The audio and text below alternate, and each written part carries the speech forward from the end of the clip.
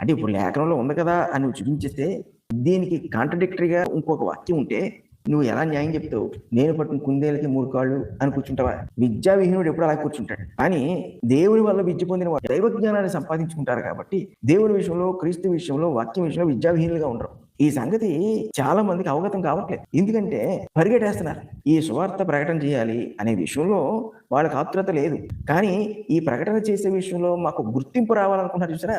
దాని విషయంలో ఆతురత ఉంది. సో ఏదో ఒక సెన్సేషనల్ ఇష్యూ ఒకటి క్రియేట్ చేయాలి. ఇప్పుడు చూడండి, న్యూస్ మీడియాలో ఒక విషయాన్ని దారి తప్పించాలంటే దానికన్నా సెన్సేషనల్ గా ఉండే ఒక విషయాన్ని తీసుకొచ్చి పెడతారు. ఆ రోజంతా దాని గురించి స్క్రోల్ చేస్తుంటారు, చెప్తుంటారు. నేను జరిగింది ఎవడో గుర్తుపెట్టుకుని మర్చిపోతాడు. సెన్సేషనల్ ఇష్యూస్ ని వాళ్ళు తీసుకురావాలి. ఈ విషయంలో అపవాది దిట్ట.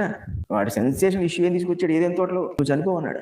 అదే అవ్వకి సెన్సేషన్ అయిపోయింది. అది చాలా గొప్ప సంగతి అయిపోయింది అవ్వకి. ఒక కొత్త యాంగిల్లో కొత్త సంగతిని చెప్పినట్టుగా చెప్పాడు. హవ్వ ఆశ్చర్యపోయి వాడు మైండ్ లోకి హవ్వను తీసుకెళ్ళగలిగాడు. ఈ విద్యా విహీనులు వాక్యం విషయంలో ఏదో ఒకటి కొత్తదాన్ని తీసుకొస్తారు.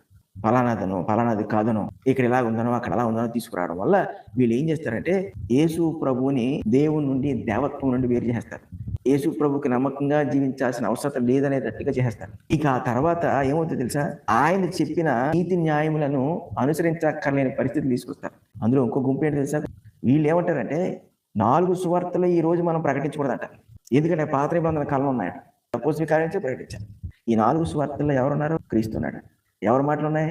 క్రీస్తు మాటలు ఉన్నాయి. ఇప్పుడు చూసారా, వాళ్ళు ఏ విద్యను వద్దనుకుంటున్నారు? క్రీస్తు అనుగ్రహించిన జ్ఞానము, బయలుపరిచిన జ్ఞానము, దాన్ని వద్దనుకుని వాళ్ళు సువార్త ప్రకటిస్తున్నారంటే వీళ్ళు క్రీస్తు సంఘం ఎక్కడ తీసుకొచ్చారు చూసారా? చివరికి క్రీస్తుని ఎలిమినేట్ చేస్తారు సువార్త నుంచి. ఇది అపవాది యొక్క సెన్సేషన్. ఇది వాడు క్రియేట్ చేసే గొప్ప సెన్సేషన్. ఇది దాన్ని మనం బోధించకూడదు, పాటించకూడదు అని చెప్తున్న వాళ్ళు ఏం చేస్తారు? ఒక కొత్త విధానాన్ని మనుషులకి అలవాటు చేయడానికి. ఇవి నిన్నటి వరకు అది విన్నారు, ఈ రోజు ఇది కొత్తది. క్రీస్తుని తీసేశారు మొత్తం. కానీ వాడికి క్రీస్తు సిలువ కావాలి, క్రీస్తు రక్తం ఖర్చుపడ్డం కావాలి.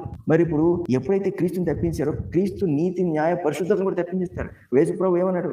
నువ్వు వ్యభిచారం చేస్తేనే పాపం కాదు, స్త్రీని మోహపు చూపు చూస్తేనే నువ్వు పాపం చేసావంటే అది తీసేశాడు. ఆ సువార్తలు మనకు లేవు, మనం వాటి నుంచి బోధించకూడదని వాడు తీసేశాడు. యేసు ప్రభు ప్రార్థన నేర్పించాడు శిష్యులకి ఇలా చేయాలని, దాన్ని తీసేశాడు.